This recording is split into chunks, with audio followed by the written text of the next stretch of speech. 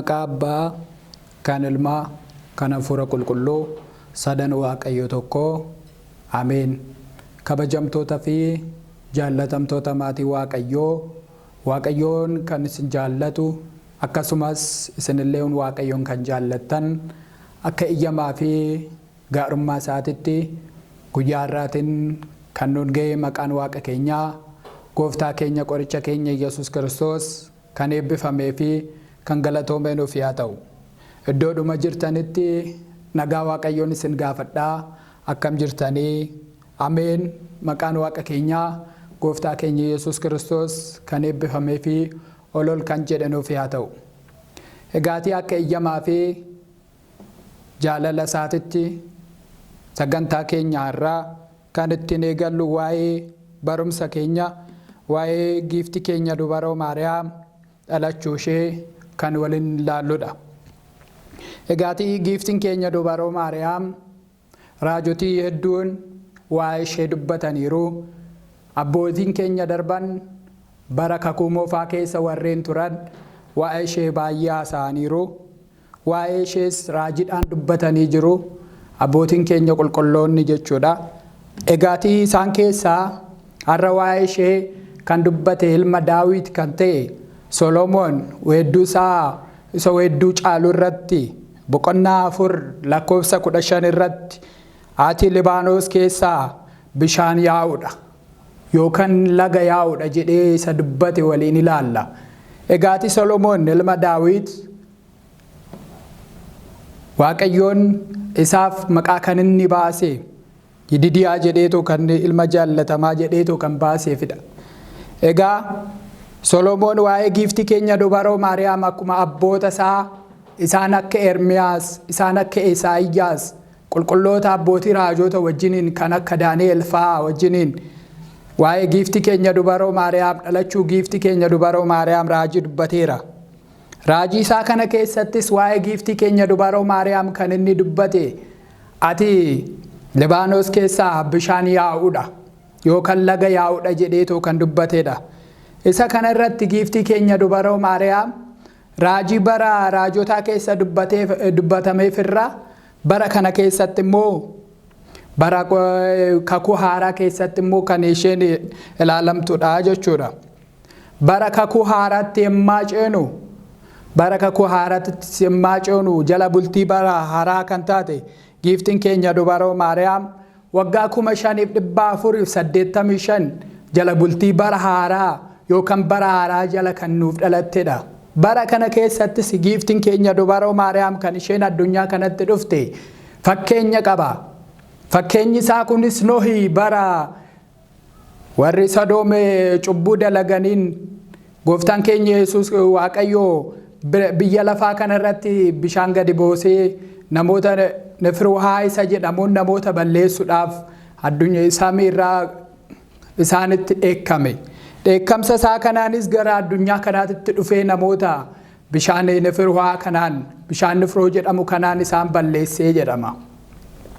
Egaatii bishaan kanaan erga badanii booda dhalli namaa Nohii markaba hojjetee markabni sunis fakkeenyi ishee giiftii keenya dubaroo Maariyaam yoo ta'u bidiruu kana keessattis immoo wantoota baay'ee fudhatee seeneera. Sanyii dhala namaa, sanyii bineensotaas fudhatee seeneera Nohii gara bidiruu kana keessatti jechuudha. Ejaa kana ta'eef namoonni achi keessa turaniif bineeldonnii fi bineensonni achi keessa turan waa'ee giiftii keenya dubaroo Maariyaam balaa giiftii keenya dubaroo Maariyaam fakkeenya giiftii keenya dubaroo Maariyaam warreen hafanidha jechuudha.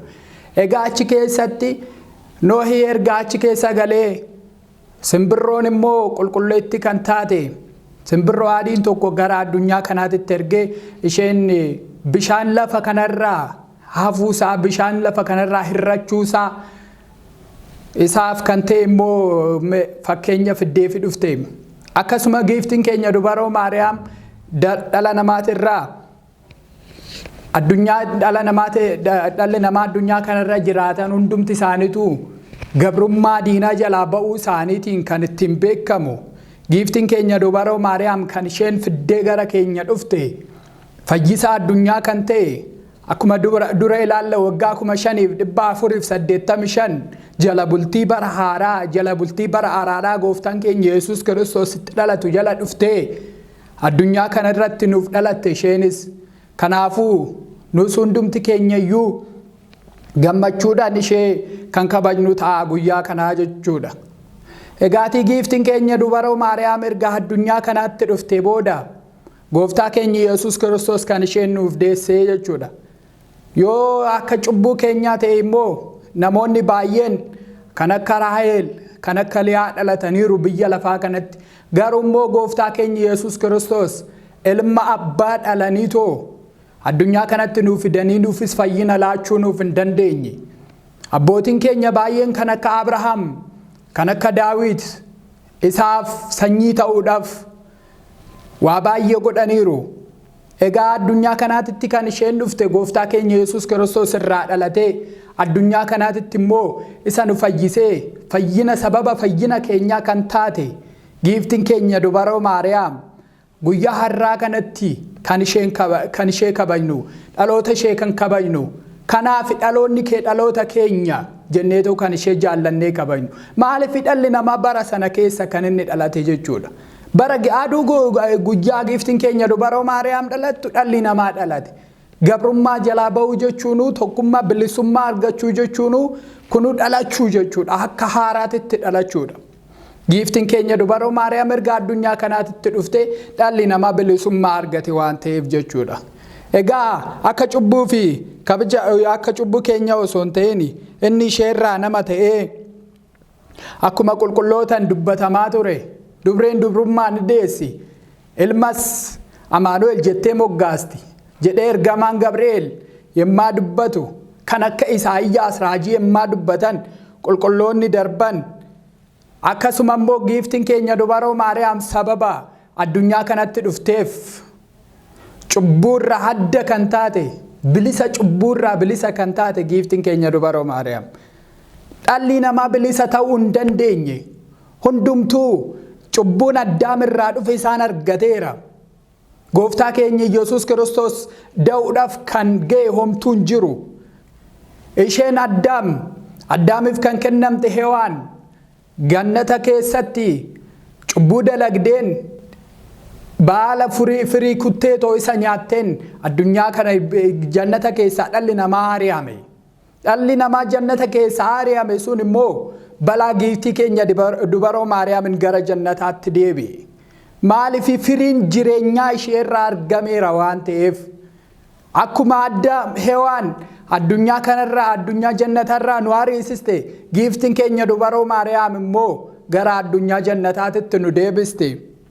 Akka nagaan jiraannu akka firiidhaan jiraannu nu goote.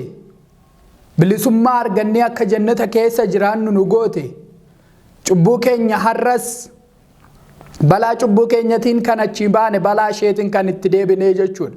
Qulqulluun Daawit akkasuma boqonnaa 86 lakkoofsa 1 kaasnee maa ilaallu.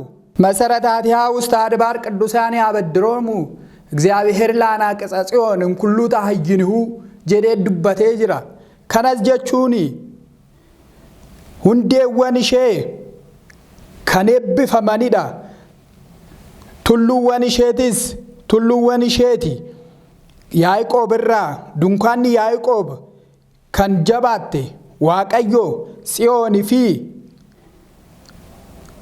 ጽዮኒ ፊ በልበላ ሸጃለቴ ራጀ ከናፉ ዋቀዮ አኩመ በልበላ ጽዮን ጃለቴ ሰና ዱፌቶ ጽዮን ኬሳ ቡሌ ጊፍቲን ኬኛ ዱበሮ ማርያም ጽዮንን ቤከምቲ ዋንቴፍ ፈካቲ አቦቲን ኬኛቲ ዩኒቨርሲቲሳኒን መጫፈ ቁልቁሉ ኬሰቲ ጽዮን ከንጀዳምቴ ብይኒ ጅርቲ ኢየሩሳሌም ናሞኒ ቤከማኒሩ ገሩሞ ጽዮን ቁልቁሌቲ ከንጀዳምቴ ጊፍቲን ኬኛ ዱበሮ ማርያም ቡልቶ ዋቀዮ ታቴ አዱኛ ከናትቲ ሸራ ቡሌ አዱኛ ከናት ዱፌ ኑፈይሴራ አኩመ ቁልቁሉን ዳዊት ዱበቴ የቹዳ ዳዊትስ ኢልሚሳ ሶሎሞን አኩመ ዱበቴ ዳዊትስ ቁልቁሉን ዳዊት አባን ሶሎሞን ዋይ ጊፍቲ ኬኛ ዱበሮ ማርያም ራጂ ጉዳ ዱበቴራ ኤጋቲ አኩመ ኩኖ ergamoon illeen dhala namaatiin tokko ta'aniiru jechuudha.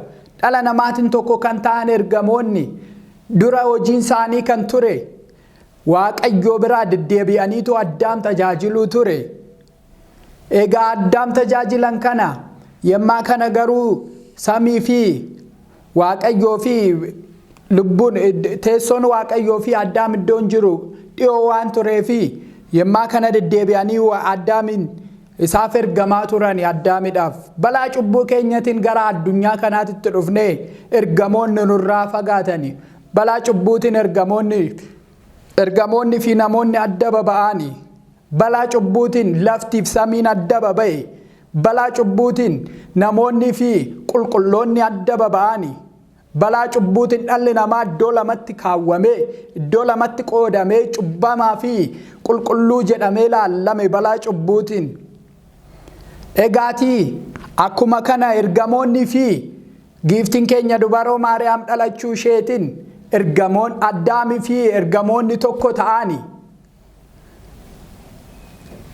akkasuma kana dhalli namaa fi Waaqayyoos tokko ta'e laftii fi samiin tokko ta'e dubbii kana dubbachuu kan danda'u waa'ee kana ilaaluu kan danda'u waa'ee dubaroo Maariyaam lapheen dubbatu isa kami lapheen gurri dhaggeeffatu immoo isa kami afaan dubbatu immoo isa kami jedhee Efreem qulqulluun Efreem galata dubaroo Maariyaam isa kamisaa irratti akkuma dubbate waa'ee ishee dubbatee dhalli namaa fixuu hin danda'u.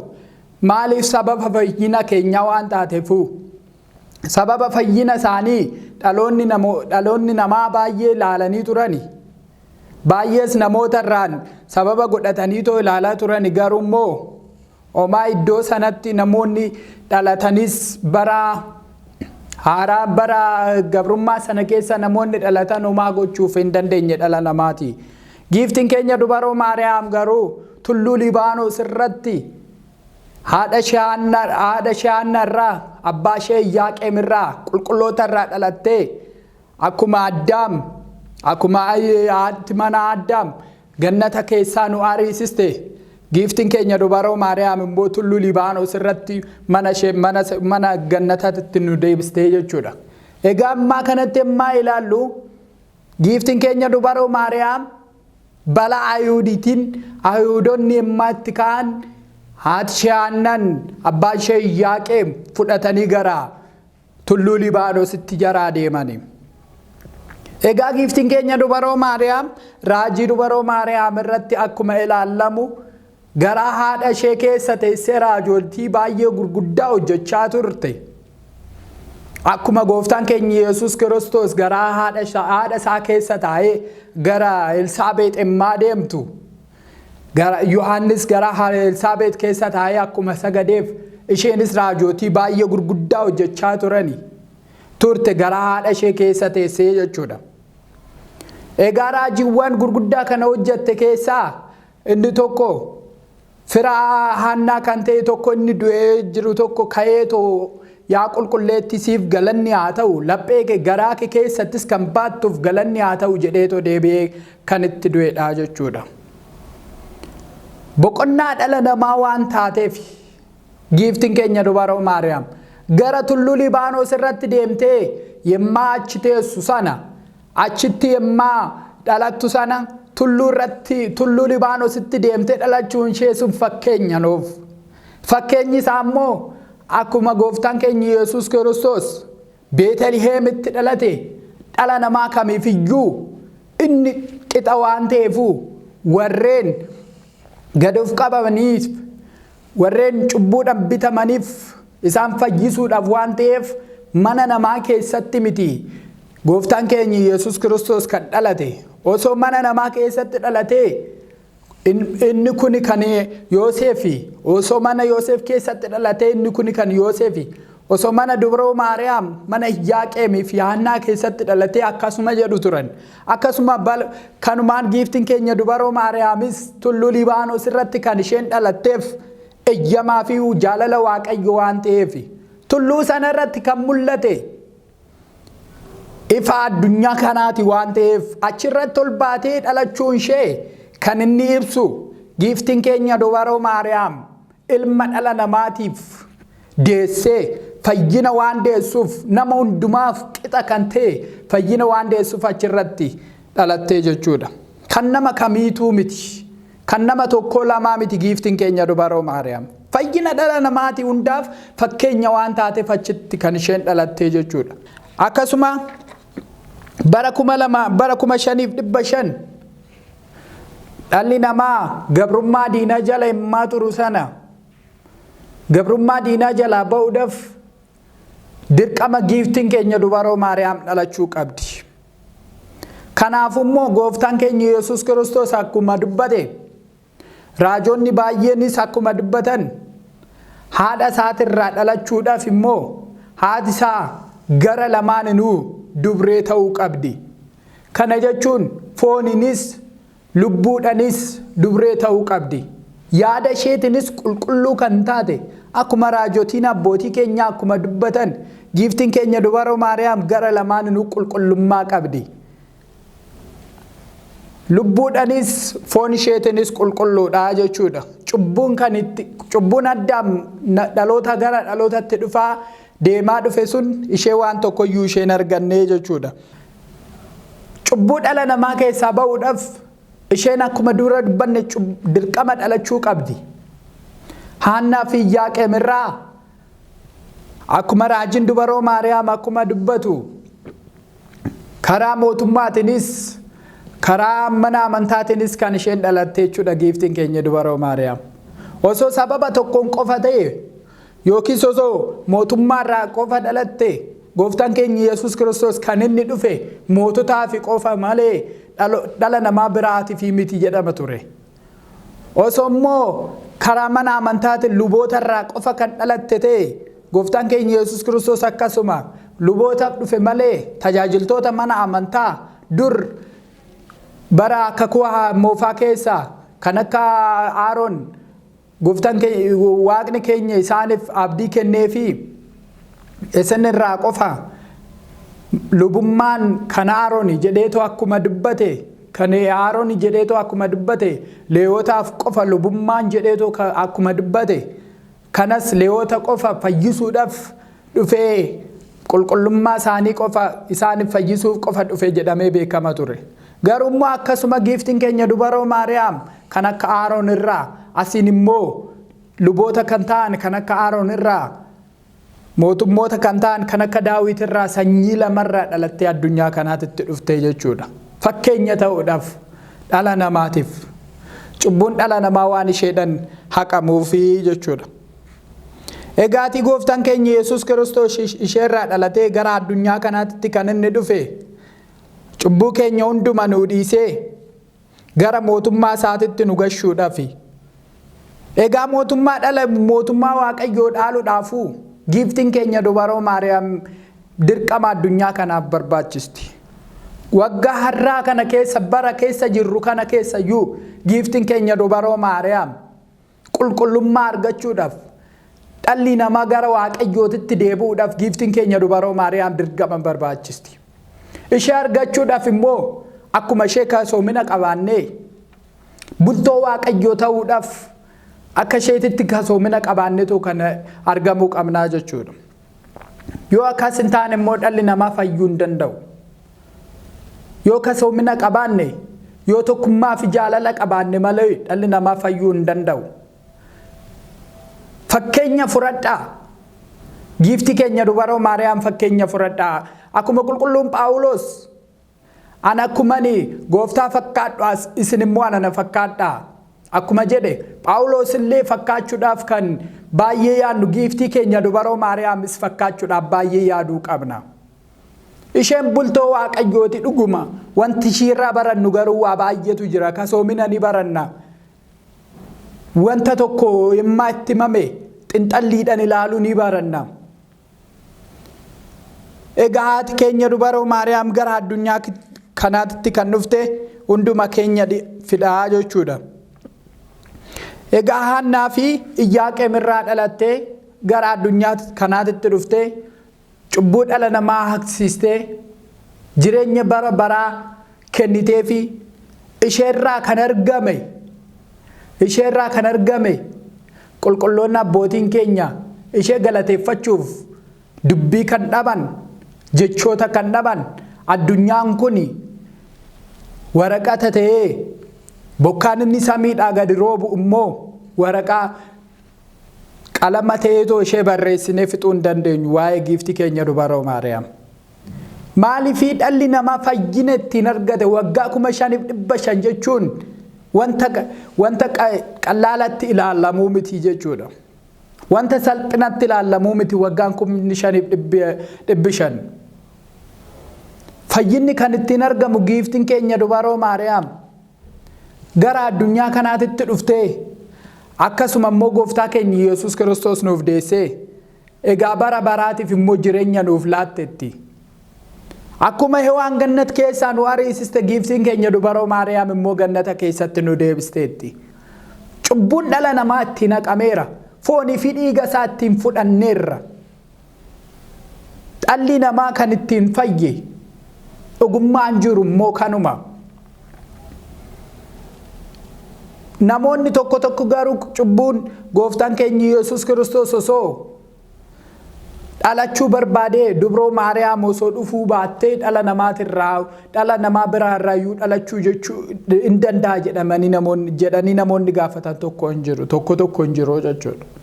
Kana jechuun giiftiin keenya dubaroo Maariyaam isheen har'aa miti kan isheen yaaddamte guyyaa Addaam uumamu raajiin dubaroo Maariyaam laphee gooftaa keenya Yesuus Kiristoos waaqa keessa turte yaada waaqaa keessa turte dubaroo Maariyaam fayyina dhala namaatiif Addaam osoo uumin cubbuu isaa hin beeka kan jedhu kanumaaf abbootiin keenya Waaqayyoon wanna hundumayyuu gara fuulduraatti kan ta'u waan beekuuf giiftii keenya dubaroo Maariyaam kan ishee yaade nuti har'a geenyetu akkas jechuu hin dandeenyu jechuudha. Wanta gara fuulduraatti ta'u hin beeka gooftaan keenya Yesuus Waaqayyo. Cubbuun dhalli namaatis akka cubbuudhaan kufu hin beeka. Barootii baay'ees giiftiin keenya dubaroo Maariyaam akka Iyyaasuu fi Museen seera ba'uu keessatti akkuma ilaallu Iyyaasuu fi Museen taabota Tsiyoon fudhatanii gara Kana'aanitti immaa ba'anii gara biyya isaaniif ristii ta'amee kennameefitti immaa ba'anii bara biyya bilisummaati jedhamee gara sanatti taabota Tsiyoon sana fudhatanii immaa ba'an bishaan laga Yordaanos kuttee fakkeenyi taabota Tsiyoon bara mootummaa bara kakuu moofaa keessattis bu'aa baay'eedhaan ture jechuudha. Bara kakuu moofaa keessatti fakkeenyi Tsiyoonoo kan dubaroo Maariyaam kan ture taabotaan hin ture Museedhaaf kan kenname abboommiiwwan kurnaan irratti barreeffamee kan kenname fakkeenya giiftii keenya dubaroo Maariyaamii jechuudha. Isaa qabatee Museen akkuma laga galaana Iyyaasuun galaana Yordaanos addaan kutee darbe achiinis darbee biyya bilisummaa sana argate nus har'a biyya bilisummaa argachuudhaaf jireenya bilisummaa argachuudhaaf giiftii keenya dubaroo Maariyaam qabaachuu qabna.